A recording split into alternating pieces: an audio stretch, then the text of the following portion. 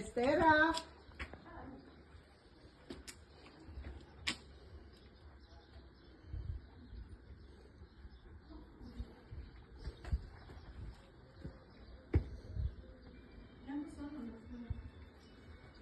Bună ziua! Noi suntem de la surprize la domiciliu. Bună ziua, bună ziua!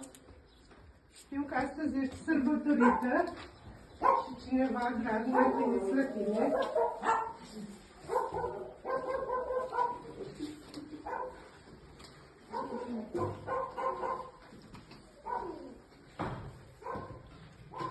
Cine crezi că ne-a trimis?